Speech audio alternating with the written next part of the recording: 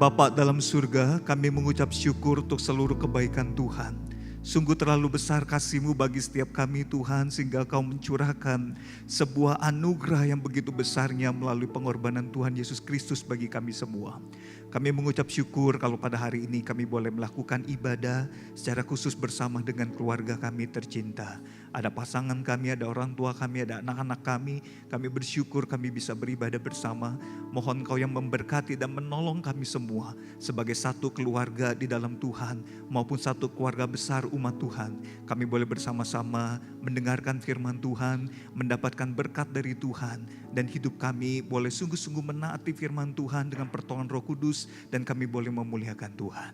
Mohon Roh Kudus juga menolong hamba-Mu dalam segala kelemahan kekurangan keterbatasannya, supaya ia juga dapat menyampaikan kebenaran firman Tuhan dengan baik. Terima kasih ya Tuhan, di dalam nama Yesus Kristus kami berdoa dan mengucap syukur. Amin. Koran ada kolom, radio ada suara. Shalom Bapak Ibu Saudara.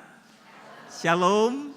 Senang sekali bisa beribadah bersama dengan Bapak Ibu Saudara. Saya membawa salam dari keluarga besar STT Saat, Sekolah Tinggi Teologi Seminari Alkitab Asia Tenggara, tempat saya melayani saat ini. Salam sejahtera dan sehat selalu bagi Bapak Ibu Saudara sekalian dan senantiasa diberkati Tuhan. Amin. Senang sekali saya mendapat info hari ini adalah ibadah keluarga, ibadah intergenerasi. Ada anak-anak juga hadir bersama dengan kita. Karena itu nanti di tengah-tengah khotbah yang saya sampaikan, sesekali saya akan berinteraksi dengan anak-anak ya. Nah, jadi yang saya maksud anak-anak di sini adalah anak-anak usia sekolah minggu yang masih SD sampai SMP dan SMA yang remaja juga boleh berinteraksi ya. Untuk kakak-kakak yang sudah kuliah, papa mama dan opa oma mohon mengalah gak apa-apa ya. Karena interaksinya nanti kalau saya minta melakukan sesuatu atau saya kasih pertanyaan dan bisa dijawab dengan cara angkat tangan terlebih dahulu. Nanti kalau bisa melakukan dengan tepat dan menjawab dengan tepat, ada hadiah kecil buat anak-anak dan juga buat teman-teman remaja ya. Jadi siap-siap memperhatikan firman Tuhan dengan baik.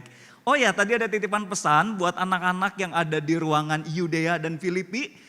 Karena nanti kalau mau menjawab dari ruangan saya nggak bisa dengar kan ya. Jadi kalau nanti memang mau menjawab pertanyaan atau mau menerima apa yang saya minta untuk dilakukan, bisa langsung masuk ke ruangan utama ini. Baik, mari kita buka Alkitab kita akan merenungkan firman Tuhan yang hari ini diberi judul Mulia Namun Rendah Hati. Mari kita melihat dari Markus 10 ayat 35 sampai 37, kemudian ayat 41 sampai 45. Saudara, kalau kita melihat Markus 11, itu adalah perikop yang diberi judul oleh LAI, Yesus dielu-elukan di Yerusalem. Itu adalah kisah yang menceritakan tentang peristiwa di mana yang menjadi dasar dari peringatan Minggu Palma kita pada hari ini. Nah, kita akan merenungkan satu bagian sebelumnya, yaitu di Markus 10 ayat 35 sampai 37 dan ayat 41 sampai 45. Saya akan bacakan bagi kita sekalian, Bapak Ibu Saudara dan anak-anak yang terkasih bisa melihat di Alkitab masing-masing. Demikian firman Tuhan.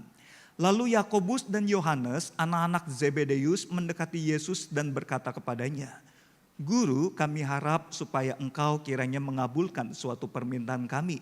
Jawabnya kepada mereka, "Apa yang kamu kehendaki aku perbuat bagimu?" Lalu kata mereka, "Perkenankanlah kami duduk dalam kemuliaan-Mu kelak, yang seorang lagi di sebelah kananmu dan yang seorang di sebelah kirimu." Ayat 41. Mendengar itu, ke-10 murid yang lain menjadi marah kepada Yakobus dan Yohanes. Tetapi Yesus memanggil mereka lalu berkata, "Kamu tahu bahwa mereka yang disebut pemerintah bangsa-bangsa memerintah rakyatnya dengan tangan besi, dan pembesar-pembesarnya menjalankan kuasanya dengan keras atas mereka. Tidaklah demikian di antara kamu. Barang siapa ingin menjadi besar di antara kamu, hendaklah ia menjadi pelayanmu. Dan barang siapa ingin menjadi yang terkemuka di antara kamu, hendaklah ia menjadi hamba untuk semuanya. Karena anak manusia juga datang bukan untuk dilayani, melainkan untuk melayani dan untuk memberikan nyawanya menjadi tebusan bagi banyak orang." Saudara yang dikasihi Tuhan, waktu saya masih kecil, saya punya teman sekolah yang juga waktu itu masih kecil, dia pernah cerita. Dia takut sekali, ini teman laki-laki saudara ya. Dia bilang dia takut sekali dengan 2 cabang olahraga. 2 olahraga ini dia gak mau lakukan, dia gak mau belajar, dia gak mau terlibat dan bertekun di dalamnya. Olahraga yang pertama dia bilang renang, dia gak mau ikutan berenang, belajar renang gak mau. Yang kedua basket saudara. Jadi dua olahraga ini dia takut, dia nggak mau terlibat dan ikutan di dalamnya. Saudara yang dikasih Tuhan, waktu dia baru bercerita begitu, saya dan beberapa teman yang mendengar kemudian berpikir begini, kalau takut renang mungkin takut tenggelam. Kalau takut basket mungkin takut terbentur, cedera, jatuh, patah tulang dan sebagainya saudara ya. Waktu itu kami menduga begitu, tapi waktu dia menjelaskan alasan kenapa dia takut dua olahraga ini, yang bikin kami bertanya-tanya, dia bilang, saya takut dua olahraga ini gara-gara baca satu ayat Alkitab. Kita jadi bingung saudara ya. Baca ayat Alkitab bikin dia takut dua olahraga ini. Kira-kira Bapak Ibu Saudara, ini bukan pertanyaan ada hadiah ya. Tapi saya mau tahu aja, bisa terka nggak kira-kira ayat mana yang dimaksud. Saudara, ayat dimaksud adalah ini. Lukas 14 ayat 11 yang bunyinya demikian. Sebab barang siapa meninggikan diri, ia akan direndahkan. Dan barang siapa merendahkan diri, ia akan ditinggikan. Oh saudara, rupanya teman saya ini dia takut olahraga renang dan takut olahraga basket. Karena dia dengar dari papa mamanya basket dan renang itu bisa bikin badannya tinggi. Jadi dia takut kalau dia renang, dia basket nanti badannya tinggi. Nanti mengalami yang dikatakan firman Tuhan ini. Barang siapa meninggikan diri akan direndahkan Tuhan. Wah saudara, teman saya mengerada-rada ya, namanya bocil ya, masih polos.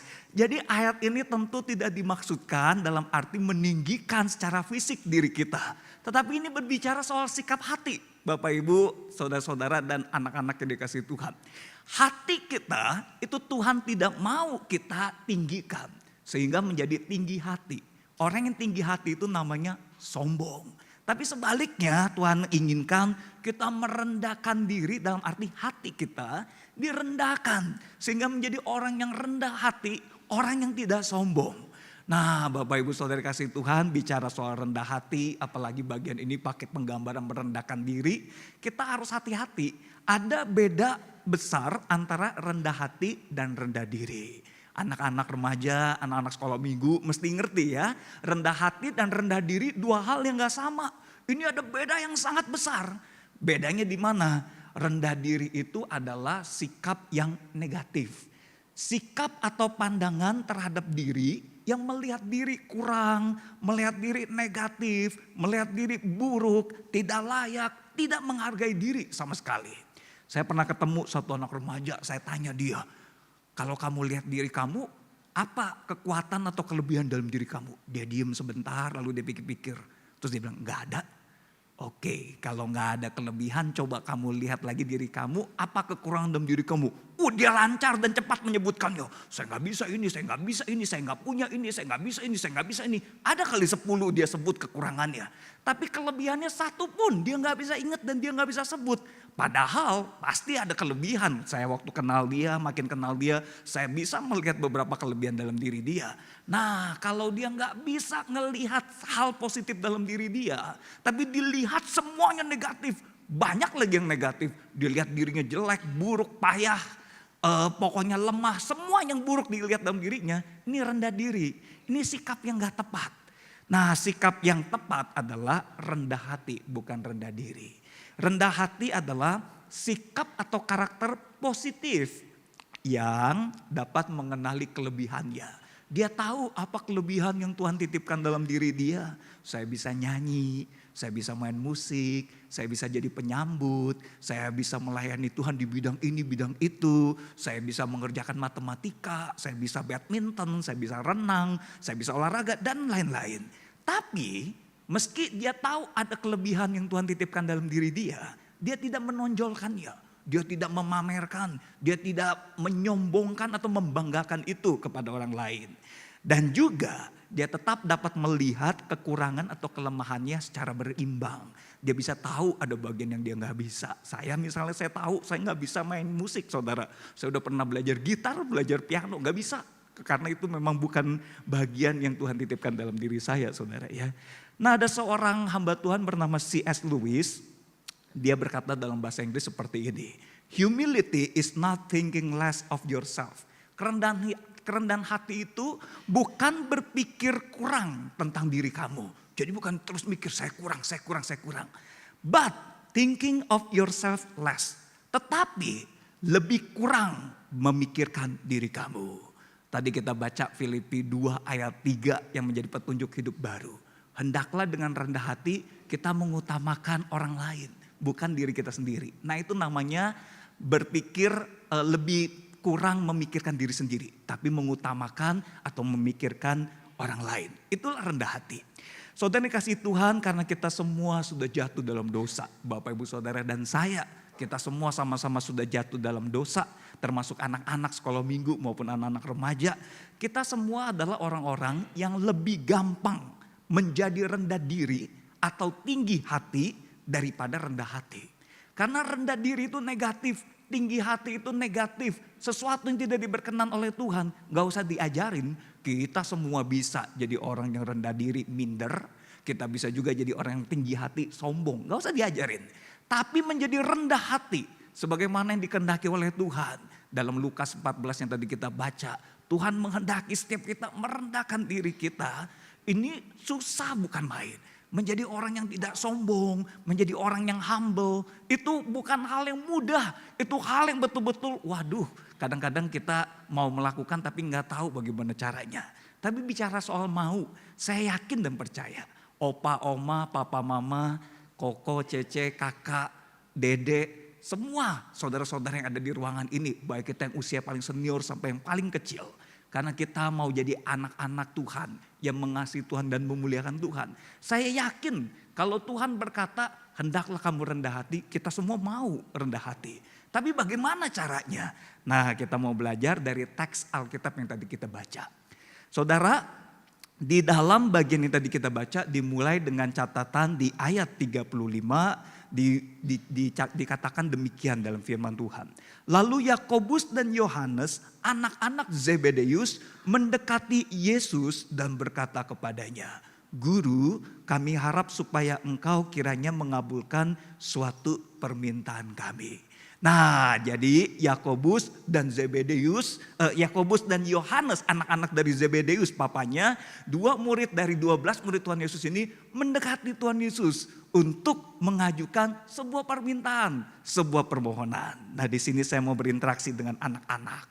Kita mau lihat bagian berikutnya setelah mereka berkata begitu pada Tuhan Yesus. Kemudian di ayat 36 dicatat bagaimana respon Tuhan Yesus. Silakan, apakah ada anak-anak yang mau baca ayat 36? Hanya baca. Apakah ada? Angkat tangan. Oke, di tengah-tengah sini ada ya. Silakan. Boleh tolong sebut namanya dulu supaya kita semua bisa tahu namanya siapa, kelas berapa kalau boleh tahu ya. Oke, kita beri tepuk tangan dong buat adik kecil kita ya Bapak Ibu. Baca aja Dek. Markus 10 ayat 36. Jawabnya kepada mereka, apa yang kamu hendaki aku perbuatan bagimu. Perbuat bagimu. Bagus sekali. Namanya siapa Dek? Selin kelas berapa? kelas 3. Kelas 3. Kita beri aplaus sekali lagi dong buat Selin ya. Berani sekali Selin. Bagus. Nah, ini kata Tuhan Yesus kemudian memberi tanggapan kepada permintaan atau pertanyaan dari Yakobus dan Yohanes. Apa yang kamu kehendaki aku perbuat bagimu. Nah saudara, kemudian Yakobus dan Yohanes yang tadinya masih agak sedikit malu-malu memperjelas apa permintaannya. Nah ini agak panjang dikit. Siapa anak berikutnya atau teman remaja berikutnya yang mau baca ayat 37 dapat hadiah kecil. Oke, silakan di pojok situ ya. Ada satu adik kecil kita. Sebutkan nama dulu dan kelasnya ya. Lionel. Namanya Noel. Lionel. Oh Lionel. Lionel kelas berapa say? 3. Kelas 3 juga bagus Lionel. Coba baca Lionel. Markus 10 ayat 37. Bagus. Lalu kata mereka, perkenankanlah kami duduk dalam kemuliaan-Mu, kelak yang seorang lagi di sebelah kananmu dan yang seorang di sebelah kirimu. Wih, bagus sekali, kita beri tepuk tangan buat Lionel ya. Pinter Lionel sama Selin. Nah, ini permintaannya Bapak Ibu dan anak-anak ya.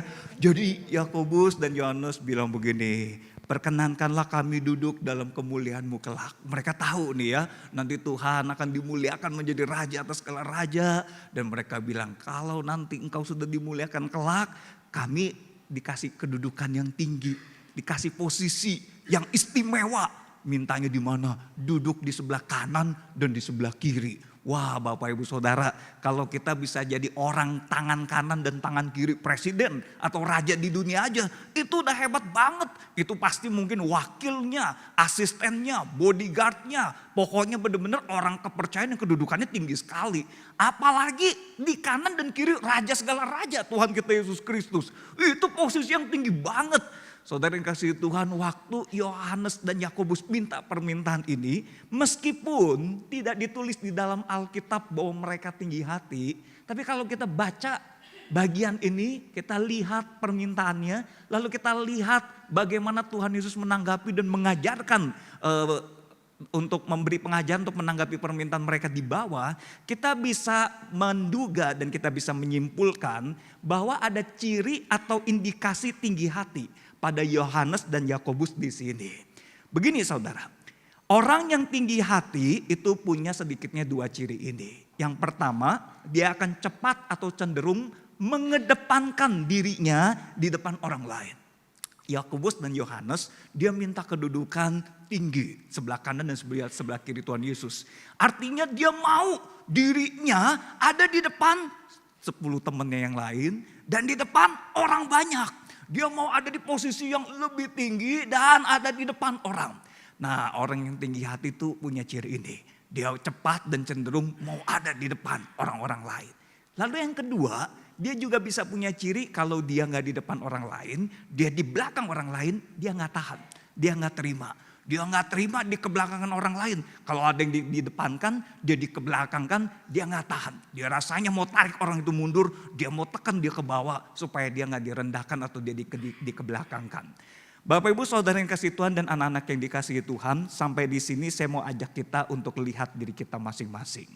Sebetulnya kita bisa mengukur diri kita masing-masing, saya ini cukup rendah hati atau jangan-jangan tinggi hati. Kita bisa ukur, termasuk sendiri saya juga bisa ukur.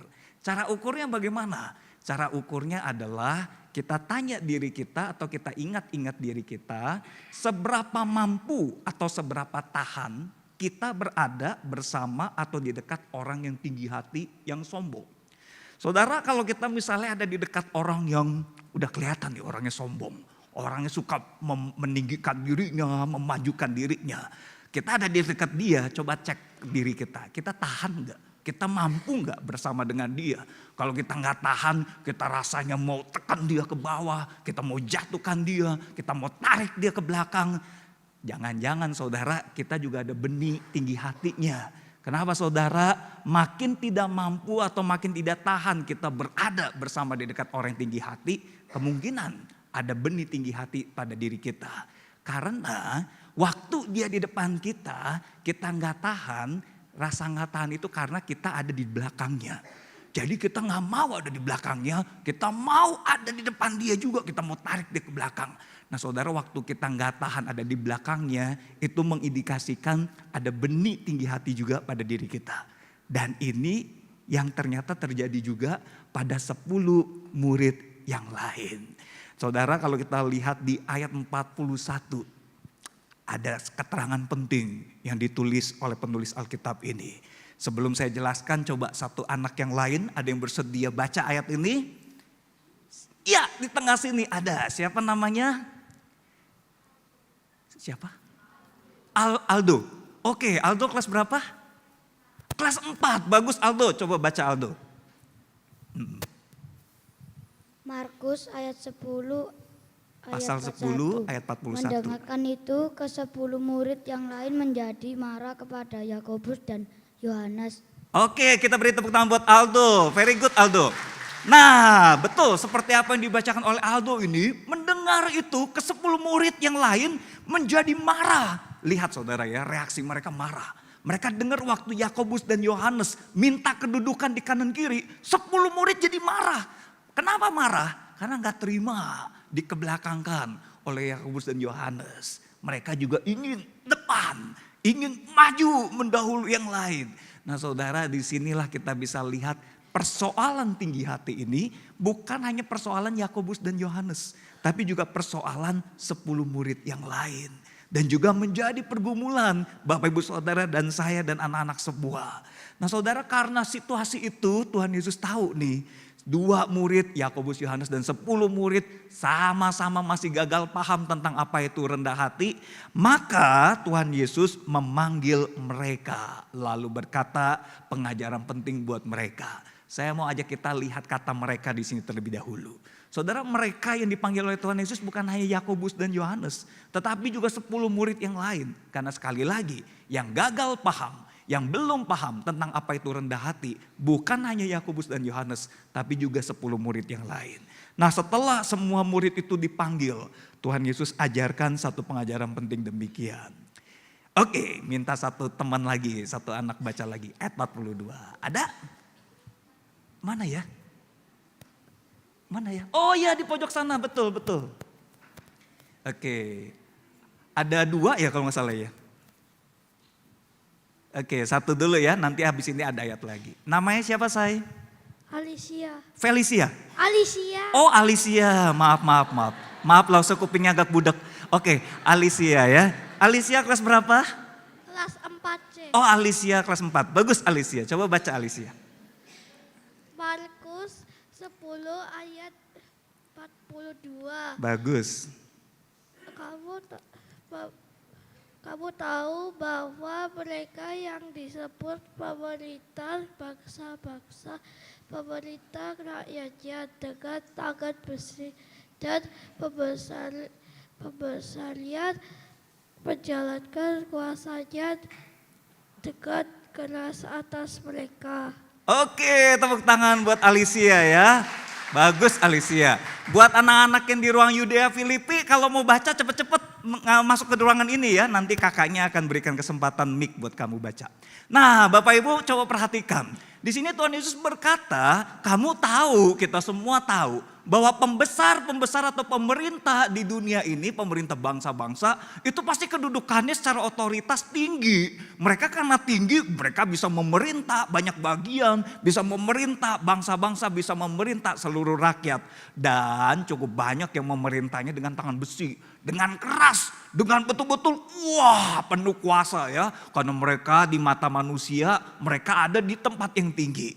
Tapi Tuhan Yesus mau berkata kepada mereka, berbeda loh dengan kita umat Tuhan yang dipanggil oleh Tuhan. Cara memandang sebuah hal tinggi rendah itu tidak sama dengan cara kita manusia atau dunia ini memandang soal tinggi rendah. Berbedanya di mana? Di ayat berikutnya ayat 43 sampai 44. Siapa yang mau baca? Nah, coba di situ dulu deh ya, situ dulu. Situ dulu. Yang kacamata dulu kayak dari tadi udah angkat tangan. Silakan.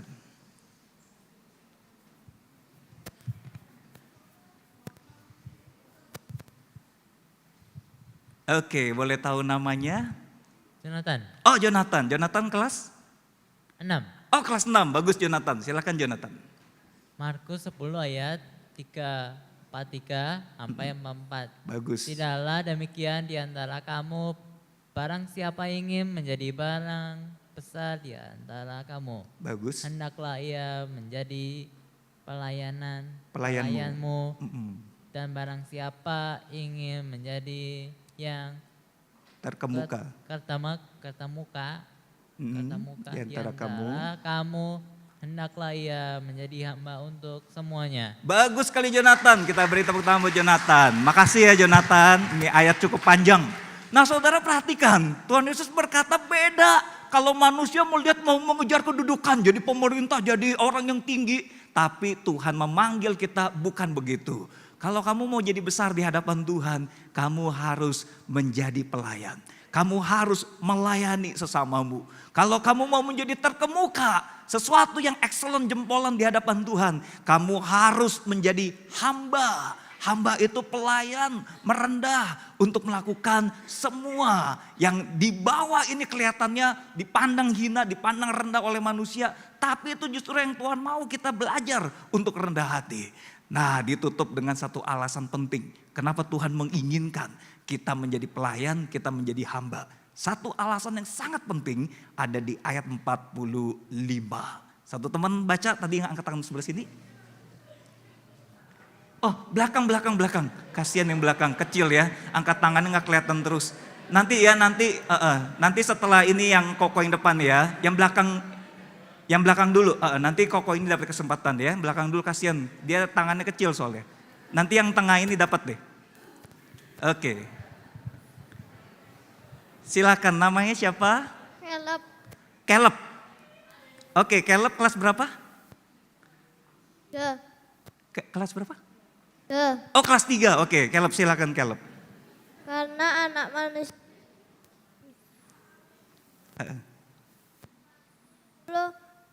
ayat 45, karena anak manusia melainkan dan memberikan nyawanya menjadi tebusan bagi Wow, oke, tepuk tangan buat Caleb. Nah, karena ini ayat penting sekali, saya mau minta dibacakan sekali lagi. Tadi yang di tengah sini yang belum dapat kesempatan, silakan. Iya, silakan. Namanya siapa?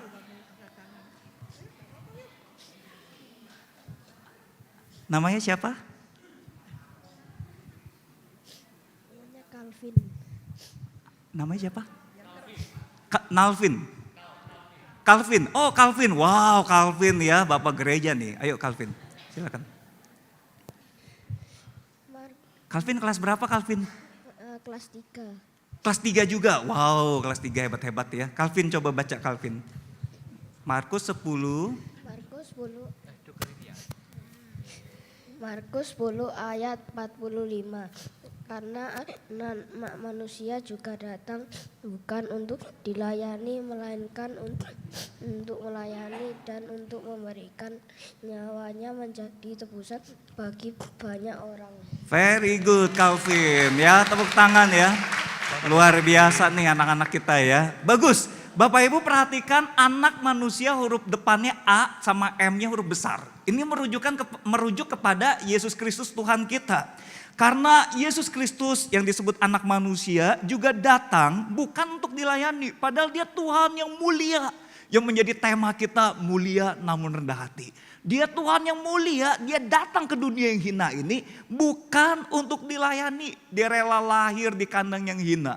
Bahkan dia rela mati di atas kayu salib yang hina. Tapi dia Tuhan yang maha kuasa pada hari yang ketiga. Dia bangkit dari kematian, mengalahkan dosa dan maut. Sehingga setiap kita yang percaya kepadanya tidak binasa. Melainkan beroleh hidup yang kekal. Tapi perhatikan penegasan, dia datang bukan untuk dilayani. Dia datang untuk melayani. Memberikan sebuah teladan kepada kita semua bahwa kita pun harus melayani sama kita. Dan untuk memberikan nyawanya, dia menunjukkan sebuah teladan pengorbanan. Bahwa di dalam pelayanan kita harus berkorban. Dan dia memberi pengorbanan yang besar, yaitu nyawanya sendiri. Menjadi apa? Menjadi tebusan bagi banyak orang. Di sini sekali lagi dia menunjukkan teladan, dia mengutamakan orang lain. Bukan dirinya sendiri, maka dia rela berkorban. Berkorban nyawanya bagi orang banyak. Saudara yang dikasihi Tuhan, karena itulah Tuhan menekankan, menghendaki kita semua harus rendah hati. Dan rendah hati ini bukan pilihan. Rendah hati ini adalah sebuah keharusan. Kalau kita mau jadi orang-orang Kristen yang sungguh-sungguh di dalam Tuhan, kita harus punya kerendahan hati di dalam diri kita. Sebagaimana seorang bapak gereja yang bernama Chrysostom, dia berkata demikian. The foundation of our Christianity philosophy is humility. Fondasi dari filosofi kekristenan kita, artinya tempat dasar fondasi kita mesti kerendahan hati. Dan ditambahkan oleh bapak gereja yang lain yaitu Agustinus dia juga berkata demikian. If you ask me in regard to the precepts of the Christian religion. Jika kamu bertanya pada saya tentang prinsip-prinsip dasar dari agama Kristen. I will answer. Saya akan menjawab first, second, and third. Pertama, kedua, dan ketiga humility, kerendahan hati. Dan dia berkata prinsip dasar kekristenan. Sebelum bicara soal iman, bicara soal pelayanan, bicara soal macam-macam. Semua harus dimulai dengan kita punya hati yang rendah hati. Saudara, maka humble heart atau hati yang rendah hati harus ada pada setiap kita. Kalau kita hari ini merasa saya belum rendah hati, mohon Tuhan menolong. Tuhan mampukan kita untuk sungguh-sungguh punya hati seperti hati Tuhan kita itu. Dia Tuhan yang mulia tapi dia rendah hati. Dan dia menghendaki kita semua punya hati yang diubahkan dengan kasih dan kuasanya menjadi hati yang juga rendah hati. Saudara yang kasih Tuhan, supaya kita bisa menerapkannya secara praktis dan kita bisa ingat seumur hidup bagaimana kita bisa lakukan kerendahan hati ini dan jadi orang yang sungguh-sungguh rendah hati ini seumur hidup kita. Saya mau bagikan 3 ciri kerendahan hati secara konkret. Dan 3 ciri ini saya akan kontraskan dengan ciri tinggi hati supaya menolong kita mudah mengingatnya. Anak-anak dan juga teman-teman remaja, coba diingat baik-baik, nanti ada pertanyaannya ya. Ciri yang pertama dari kerendahan hati dikontraskan dengan tinggi hati. Orang tinggi hati mengutamakan kepentingan diri sendiri, sedangkan orang rendah hati mengutamakan kepentingan orang lain.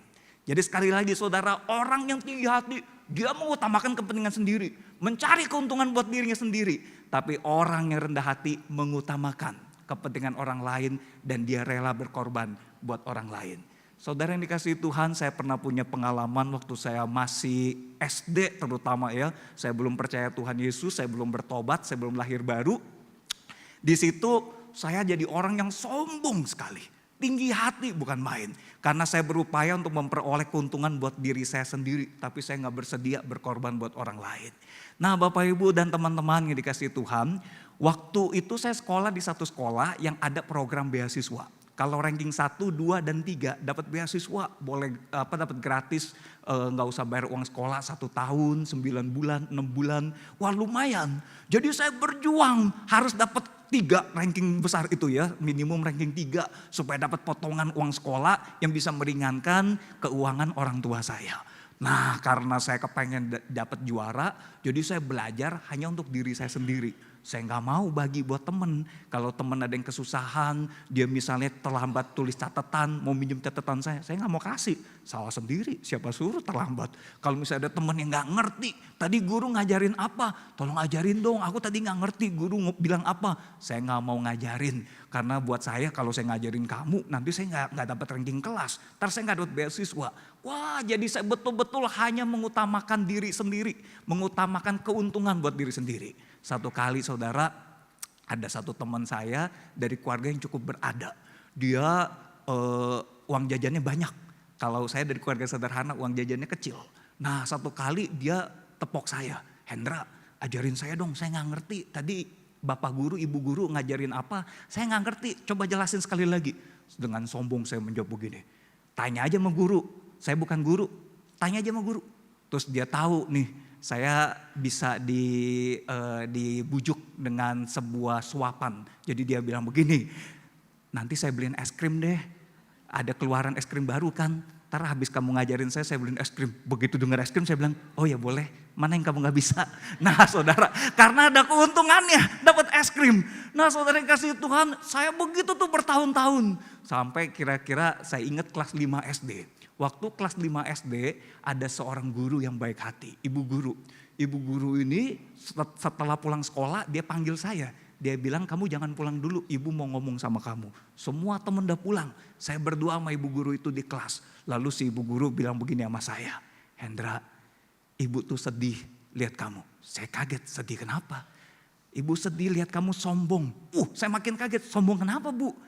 Kamu tuh dikasih kemampuan oleh Tuhan. Tapi kamu gak mau bagikan buat teman-teman kamu. Kalau teman kamu ada yang kesulitan tanya kamu menjawab gak tahu, gak bisa, tanya aja sama guru.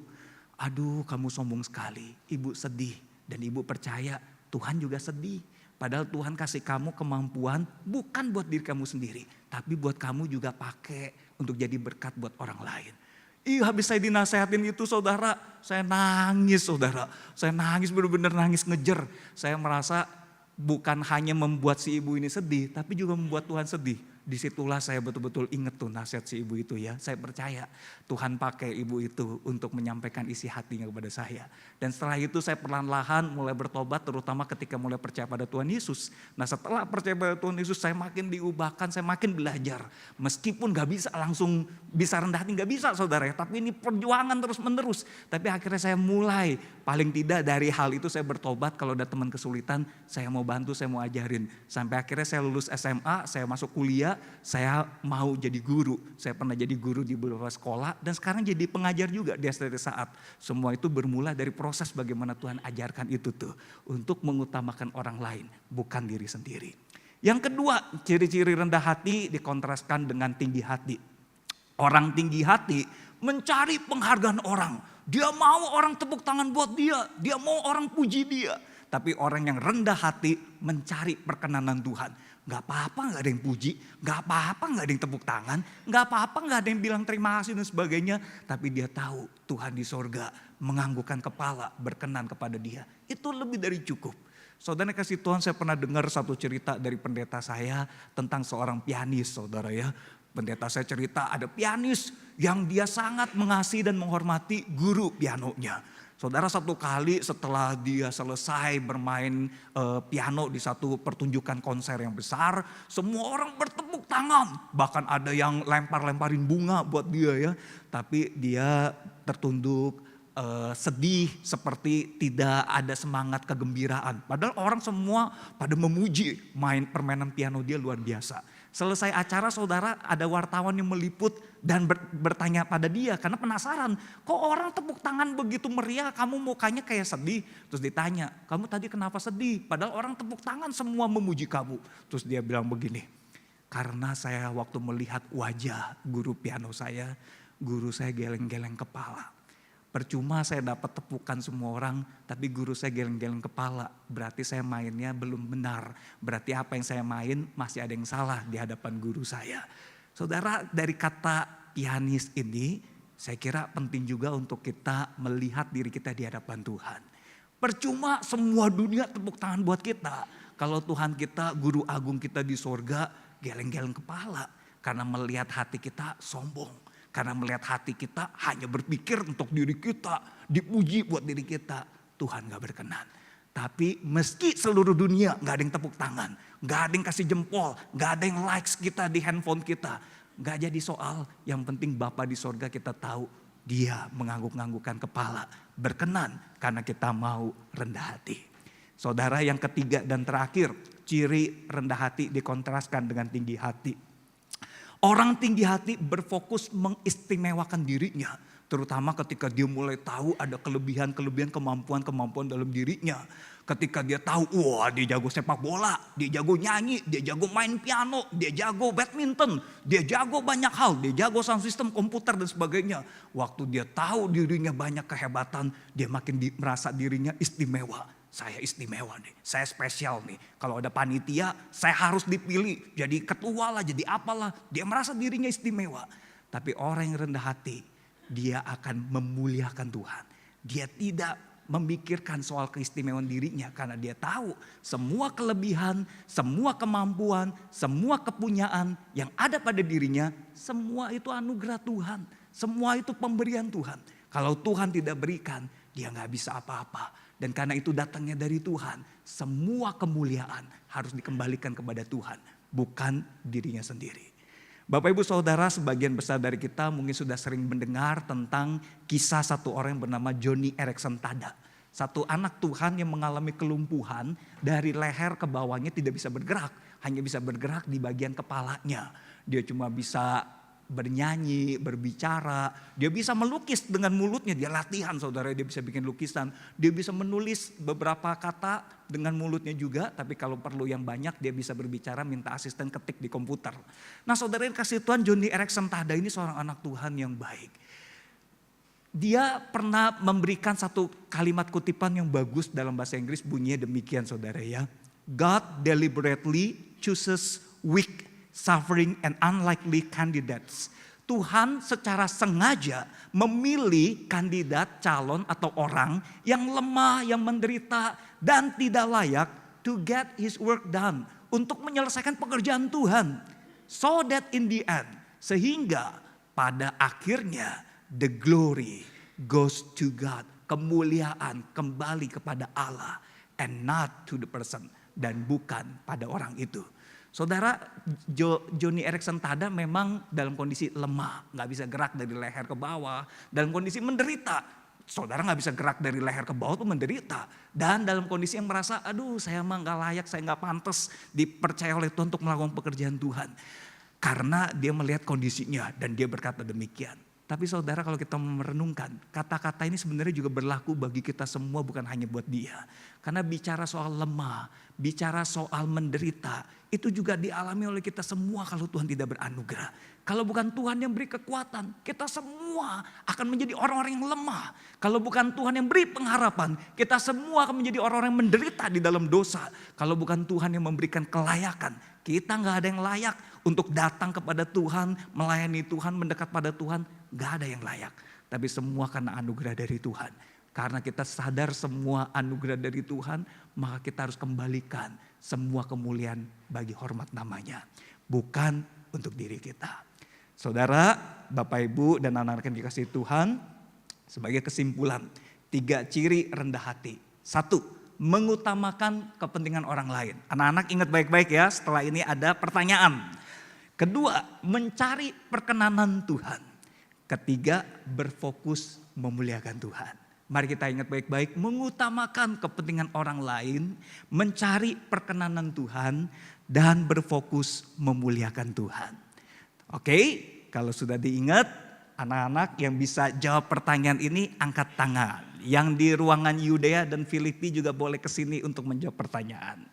Coba lengkapi titik-titik ini. Ayo, siapa yang bisa angkat tangan? Ada? Nah, di belakang. Siapa namanya? Kaleb ya. Oke, karena belum ada yang angkat tangan, selain Kaleb ada yang angkat tangan lagi? Yang tengah dulu ya, Kaleb tunggu dulu ya. Kita kasih kesempatan yang tengah dulu. Kaleb kan tadi udah dapet ya. Siapa namanya saya? Katia. Kardia. Katia, oh Katia. Katia kelas? 6. Oh kelas 6, silakan Katia. Mengutamakan kepentingan orang lain. Bagus. Mencari berkenanan Tuhan. Very good. Berfokus memuliakan Tuhan. Bagus sekali, tepuk tangan buat Katia. Oke, coba kita lihat Caleb ya. Caleb bisa inget gak Caleb? Silakan Caleb, boleh. Caleb kelas 3 ya, Katia kelas 6. Kita coba lihat Caleb. Iya, coba Caleb. Mengutamakan kepentingan orang lain, Good, mencari perkenanan Tuhan, very good. berfokus memuliakan Tuhan. Bagus sekali, tepuk tangan buat Caleb. Ada lagi satu anak? Iya nih, baju kuning. Siapa namanya saya?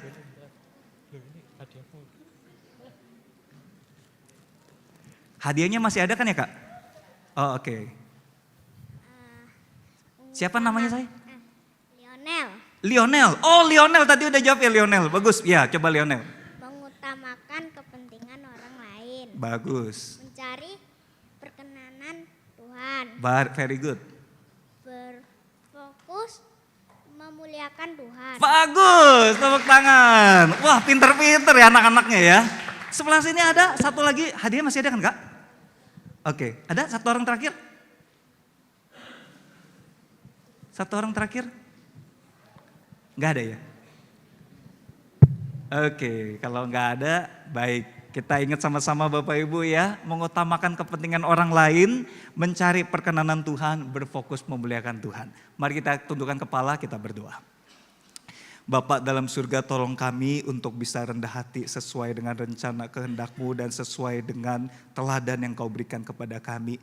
Tuhan, kami mohon supaya Engkau mampukan kami bisa mengutamakan orang lain lebih dari diri kami. Kami boleh mencari perkenanan Tuhan, bukan penghargaan orang. Dan kami juga boleh berfokus memuliakan Tuhan seumur hidup kami. Bapa dalam surga, tolong kami, berkati kami. Terima kasih ya Tuhan, di dalam nama Yesus Kristus kami berdoa dan mengucap syukur. Amin. Tuhan berkati saudara.